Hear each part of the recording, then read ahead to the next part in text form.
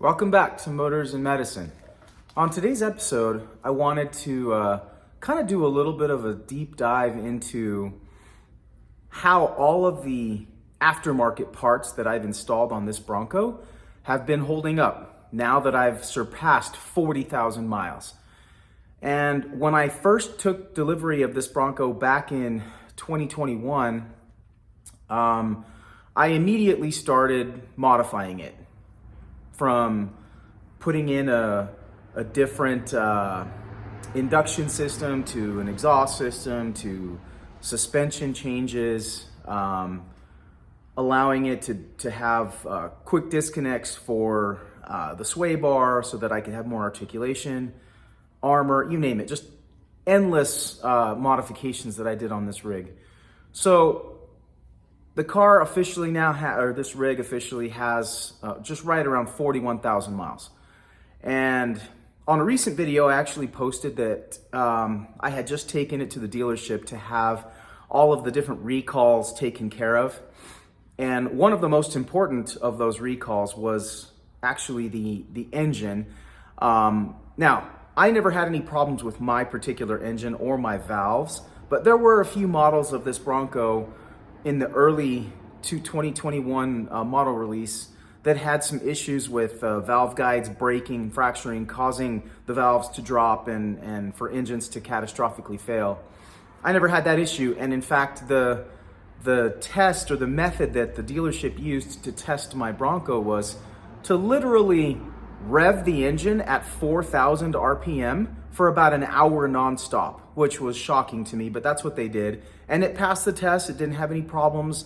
The valves are super strong, so I have a really stout engine, and I've always known that. The car has always run really well.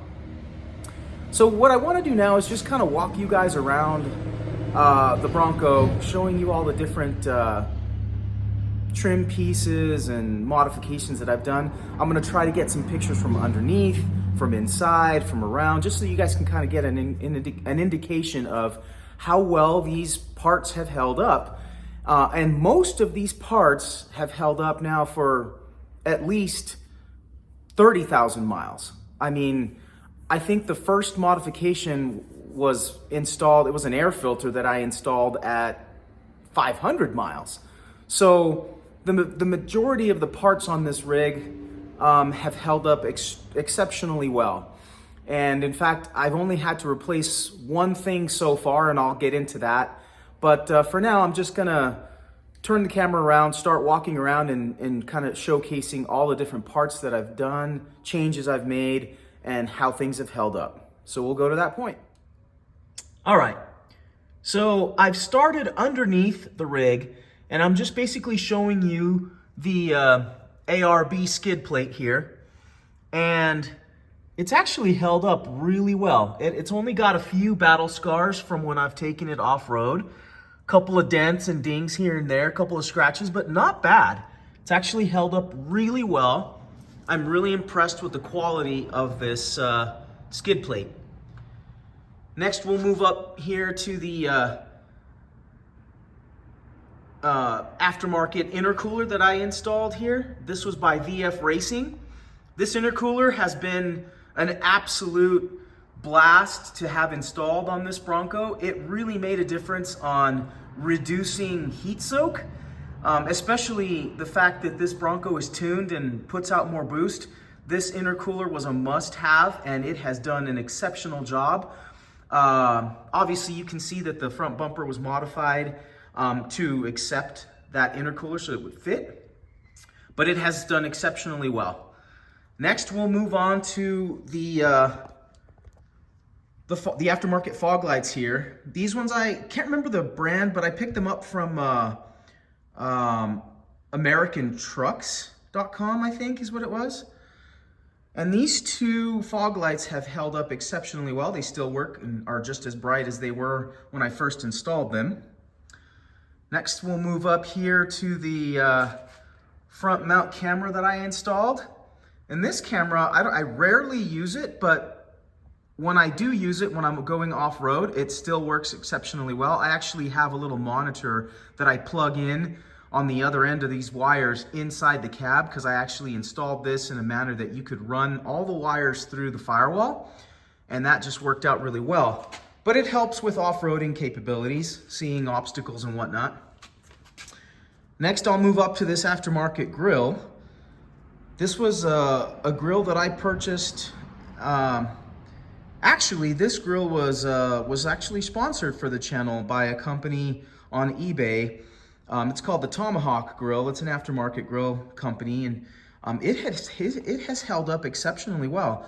The DRL lights operate exactly as they did on day one, and they really do help out with additional lighting, especially when you're in a super dark off-road trail at night, for example.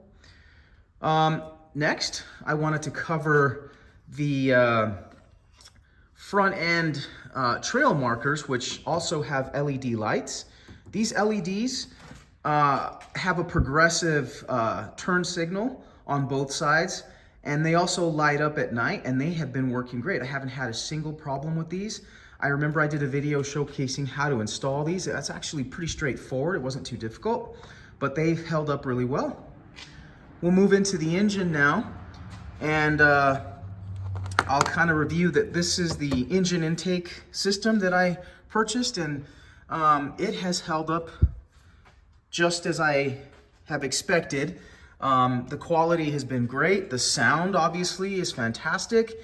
And beyond that, it doesn't have any difficulties in the install itself. It was a pretty straightforward install, getting all the piping installed. But the biggest difference is that it really did help with the breathing of the turbos. It helped with turbo spool. And obviously it makes a lot of induction sounds, which is kind of nice to have. But more importantly than that, when I combined all of my aftermarket parts for power, I took this to the dyno, and it put down just under 350 horsepower at the wheels, and it put down about 460 pound-feet of torque at the wheels. Those two numbers translated to about 420 horsepower crank and about 520 pound-feet of torque at the crank, which is impressive because those numbers are obviously much higher than a Bronco Raptor. So this thing's actually very quick off the line, very quick to perform. I've been very pleased. Haven't had any issues with anything. Next, I'll move on and show you here the JLT 3.0 oil catch can, which, as I discussed in the initial video, is kind of a must when you have forced induction and you have an engine that is both port and direct injected. More importantly, direct injected engines, because since the fuel is directly injected into the cylinder, you don't get any of the washing on the backside of the valves, because there's no intake manifold. There's no fuel flowing through the intake runners, I should say. There's just air. And so this really helps capture a lot of the oil that otherwise would get recycled through the positive crankcase ventilation system. But every time I change the oil in this, I empty that, and there's always at least, a certain amount of oil in there that I have to get rid of. So it does its job. But that's also held up well. Haven't had any issues there. Next, I'll move on to this engine cover here. I bought this from, I believe it's Northwest 4x4 or Off-Road. I can't remember the name of the company. You guys would have to reference the video when I installed this. But this has held up exceptionally well. It's a nice powder-coated piece of aluminum, and it's lightweight. It has provided nice protection, but also a nice look for the engine. It doesn't look so ugly as one of these engines usually looks. Having this cover just made a big difference. Moving on, here with me, with my aftermarket tuner. This is called the Race Chip. Plugs into the T-map and the map sensor over here underneath the heat shield. And it's got 5 settings. I've only ever left it on setting 3, but it can actually add another 20 horsepower if I wanted. I just didn't bother with it because it was already making so much. I didn't want to ruin a good thing. But it's never had any problems. It's always been very reliable, and I'm very impressed with the wiring and just the chip itself. the motherboard within this chip, this race chip company, this product is made in Germany. It's exceptionally accurate and stout. It's got wiring that's every bit as good as OEM. The connections are good as OEM. And this thing has never had any problems with glitches or functions or anything like that. And it does not interfere or impede with normal computer function or tune. It just amplifies signals from the T-map and from the map, and that helps alter both spark, timing, and fuel, and of course boost. So now from here, I'm gonna move on to the engine hood struts here, or the I guess you could call them that. These are they're just hydraulic hood struts, I should say.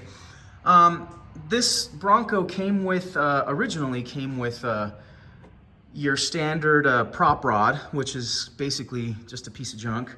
And these came from another off-road company, and they are exceptionally strong, and I've never had any issues with the hood opening or staying open or falling down or anything like that. And they've been on since the Bronco was new, basically.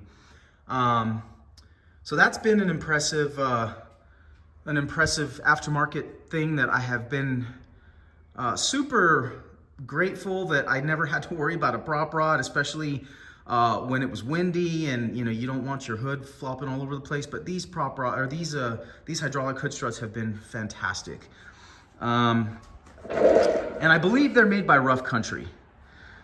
Next, we'll move on to here in the suspension area. Now you can't see it, but with down deep in here at the bottom of the Bilstein strut, I actually installed a 1-inch leveling kit to the front of this Bronco, and that has obviously helped with not only a little bit of extra clearance, but the Bronco itself was performing a little bit better, especially when I went off-road. Now, the next thing here, which is a big obvious one, and I made videos about this, is of course the tires. As you guys know, I had done a video in the past about how the stock tires were just terrible. The Goodyear Wrangler tires just literally had rubber that was just like literally peeling off and just falling apart. It was just not a very well-made tire. But of course, I upgraded to the BF Goodrich all-terrain KO3s, and these have been phenomenal tires. They handle exceptionally well. They're low road noise, but more importantly, they just perform off-road and have good road manners on road. But these tires are amazing. Like, I haven't had any issues with these tires, and of course, the tread wear, the length of how long these tires last, they're just amazing. Next, we'll move on to mud guards that I had installed, that I installed as well. These mud guards were actually made by a 3D printing company on Etsy, of all places. I ordered these and they were custom made when this Bronco first came out. Now you can get aftermarket mud guards anywhere, but back then there were no mud guards available. I had to have these custom made because it was so long ago, but they've held up so well, I have never had to do anything with them. Moving on. And I know I'm kind of moving a little quick, but I'm just trying to cover the big highlights here of all the parts. These are Rough Country rock sliders that I installed forever ago.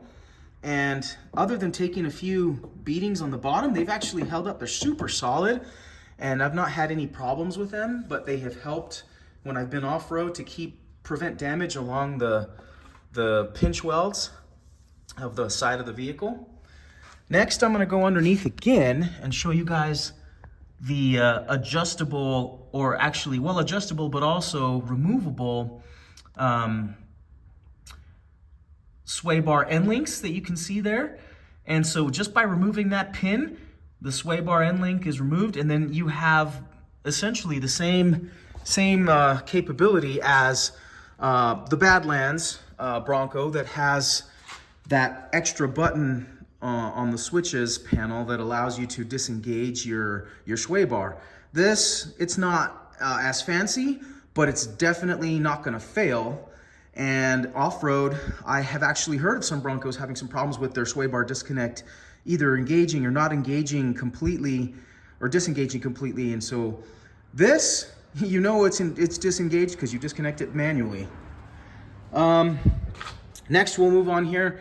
I don't know if I made a video about this in the past or not, but I did do some trim to the outside of the Bronco. I did some, paneling here, carbon fiber covers here, and they've been holding up quite nicely. Here in the front, you can see the powder coated roll bar that I added on. My intention for this originally was to add some lighting, but I just hadn't gotten a chance to do that, and I don't know if I'm going to or not. I just really like the added look that it provides. Just kind of gives the front end of the vehicle a little bit more aggressiveness. Onto the interior, you can see a continuation here of the carbon fiber pieces that I installed, throughout, and they have held up really well. Even here on the steering wheel, you can see this. But more importantly, everything from the seat covers, which you can see here. These seat covers are basically made out of like the synthetic leather is what it is. And they're waterproof, but they work well. They're perforated, they breathe, and they have not had a single stitch or tear come off of them. And these seat covers are now, I put them in at about 5,000 miles. And like I said, the vehicle now has 41,000 miles. So it's held up, and I'm very impressed. This was made by a company called Mabit Interiors. Looking up, you can see the rough country bikini top, which is always in place, and that's held up exceptionally well. It's actually suspending the foam that I had that I installed in there to improve with wind noise, which has also worked really well.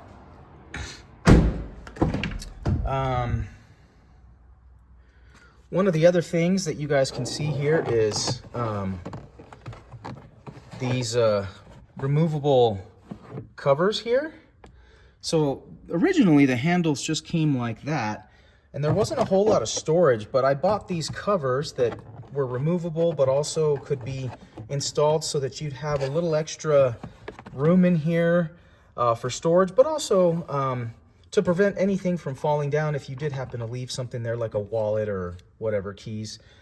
I also installed these hard cup holders on all four doors, and these have held up exceptionally well, no problems there. All of the floor mats were by WeatherTech. They've held up exceptionally well, no problems there.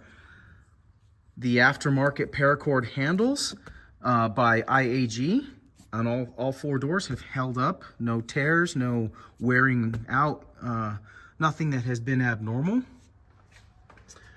We'll move on to the back. You guys can see here how the lights are cycling. These are aftermarket taillights that I installed a couple years ago, and they still work exceptionally well. They're LED, and they have that aftermarket look, but they also have almost like a carbon fiber inlay appearance in here, which kind of matches all the rest of the carbon fiber around the vehicle. You see the exhaust here peering out, and that has been one of the greatest things I put on this Bronco. It has never changed in its tone, but it still sounds very throaty, and it of course added some power back when I installed it. Look a little bit further down, you can see the diff cover that I installed there. That has been a godsend whenever I went off-roading. It really protected that differential from getting any damage. And then if you look to either side of that, you can see the control arms, which are installed in here. These control arms are aftermarket off-road. They're from Northwest 4x4. They really helped with maintaining good off-road capabilities, but also just strength.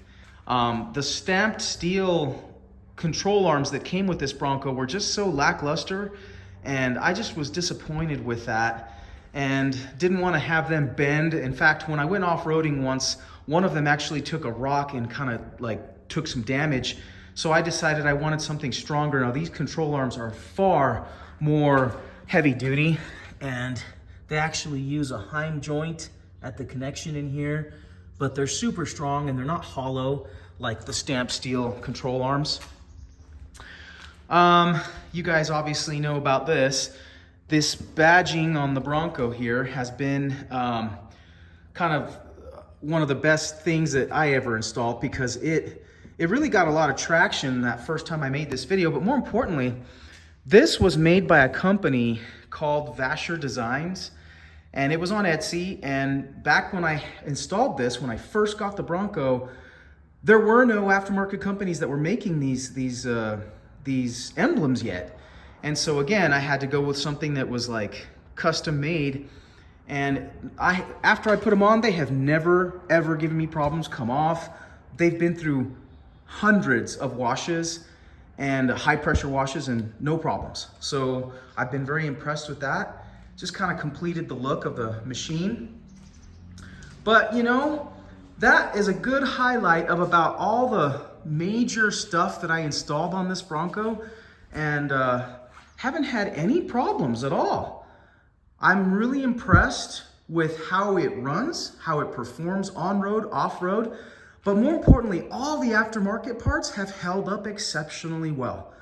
And I know I've said that a lot, but I haven't had any problems with anything except one particular thing that I'm going to show you in the interior. The only thing that I replaced was this cover that you see right here. This is a nice aftermarket pleather cover, and I originally had one similar to this with the diamond stitching. What I noticed was the corners started to wear out and crack, and that's why then the cracks started to kind of spread out throughout here. So I took that off and replaced it with a new one. Other than that, I've not had to replace anything as far as you know, nothing that's been structural, or like I said, the seats. Everything else has held up. Nothing has given me any problems. I love that I have door bags that you see right over there for all 4 doors, and you know, during the summer the doors are always off, and those bags have always been a great investment as well. But by and large, this is probably one of the first vehicles that I've had that I've modified extensively and not had a single issue with any of the modifications. It always passes emissions. It never has any leaks. It doesn't smoke. It has all the power, and it just drives great. It doesn't get the best gas mileage. You know, it probably averages like 18, 19 miles per gallon, but all Broncos do that, and it's never really been a priority for me to have the super high mileage in this vehicle. But that pretty much sums up the aftermarket parts that I was most impressed with and happy to buy, and I would recommend any one of those things, and I'd buy them again in a heartbeat if I were to start over with a new Bronco. But this machine has been so amazing. Hopefully this video was helpful for you guys to see how well these things do really hold up. All right, guys, so that pretty much sums it up. I know I kind of went fast, but I was trying to not take too long and make too long of a video going over all these parts, but I really am truly impressed at how far along the aftermarket has come now, that instead of just making these little simple trinket type parts that you bolt on or install and they just fall apart or lose their luster or break or whatever, all of these parts were just high quality parts. None of them have had any squeaks or rattles or tears or dysfunction or lost their durability, nothing like that. So it just goes to show that if you do have a vehicle like this and you want to modify it, the aftermarket is a great place to go, and it has a plethora of aftermarket parts that you can install, both for performance, aesthetic, whatever you're after. But I just wanted you guys to know that after this many miles and this much time, this machine has just held up exceptionally well, and has also held up on all the different modifications that I've done to this point. So Until next time, this is Motors and Medicine signing off. Have a great one.